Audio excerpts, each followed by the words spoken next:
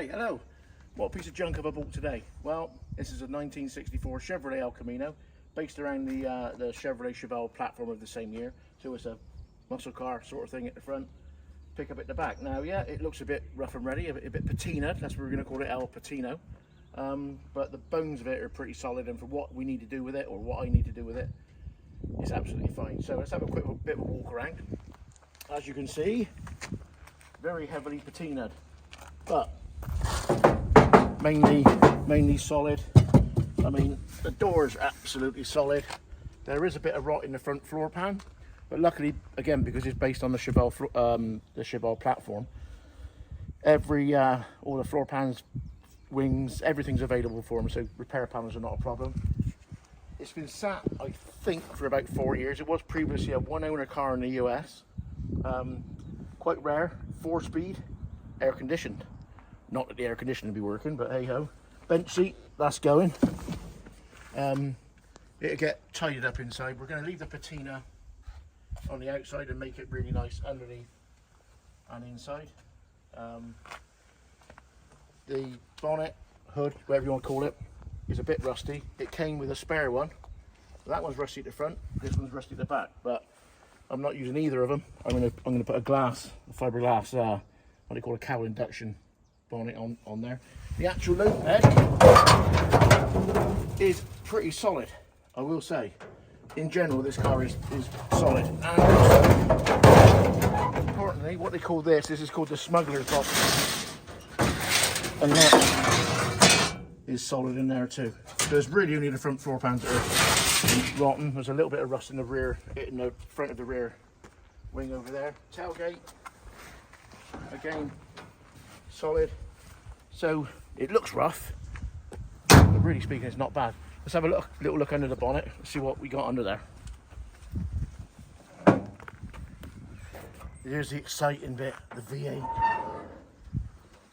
Right.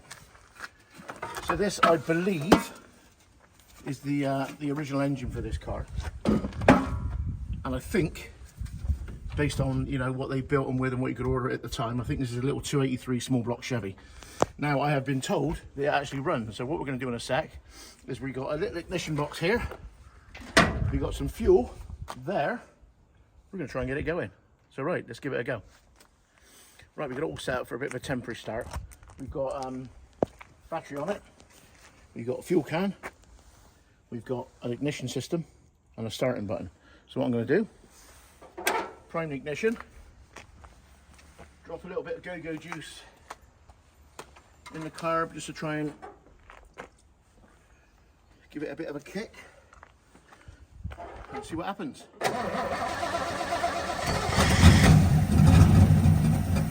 Oh, not bad considering it's probably not even sucked the fuel up yet.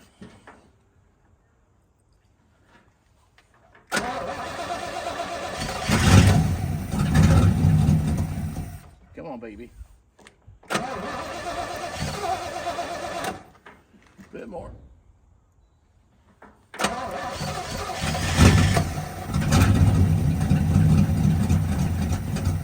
on, baby.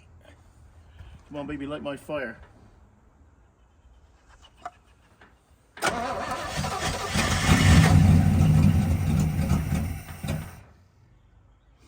Right, I don't think the fuel pump's priming, but we'll give it another go.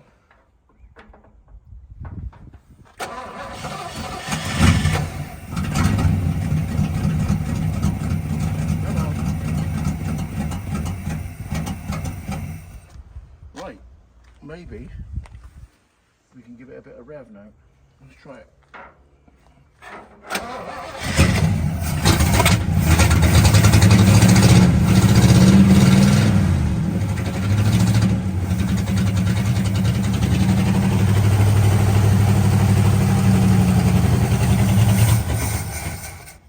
Well, it runs. Bit of a misfire, but what can you expect for a car that's been stood for God knows how long?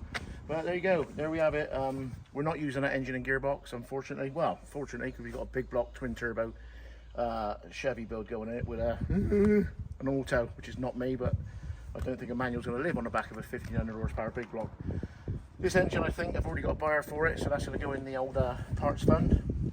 All we've got to do now strip off the front end, take the engine out and start the build, but that won't be quite yet because I got to finish littering off first, which is more on that later. Okay, so there you go. El Patino, our 64 El Camino rat rod type project thing. Anyway, as promised, here's a littering update. I haven't videoed a lot since the last, I think the ring gapping video when I was building the engine, but we've done a lot of work on littering, and I will give you an update now and show you where it is. Really has moved along. The floor pans are in, all the underside is done, and we've got to the point now where the engine is fully rebuilt and in. So there we go. It's not running yet, but we're not far away from getting it running. Fuel system's in, wiring loom's gone in, a lot of bits and pieces are sort of, there's a lot of stuff done, but there's a few things that need finishing so we can fire it up, but that won't be too far away now. But at least the engine's in there. We've got a little bit going on inside. Steering column, ignore the junk in the back of it. Steering column's in, wiring loom's going in. Gear shift is in. Handbrake is on. Today I'm going to be putting in the handbrake cable, putting the exhaust on it. And what else am I doing? I can't think, something else, but anyway. There's the engine bay. All right, let me get it up in the air and I'll give you a tour of the underside. Right, this is Littlearn's bottom, so to speak.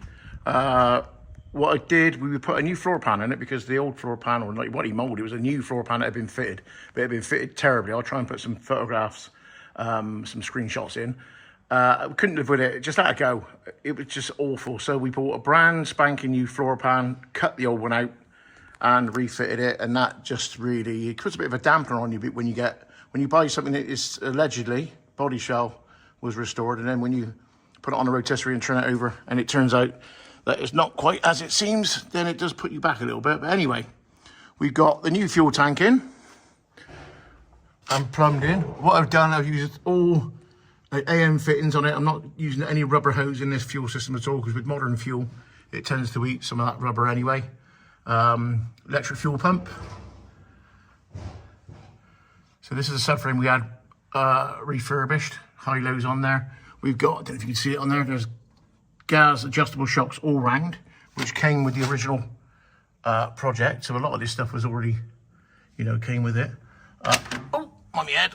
Oh, I'll move the light along. So anyway, as you can see, today I'm going to put the handbrake cable in, get that fitted.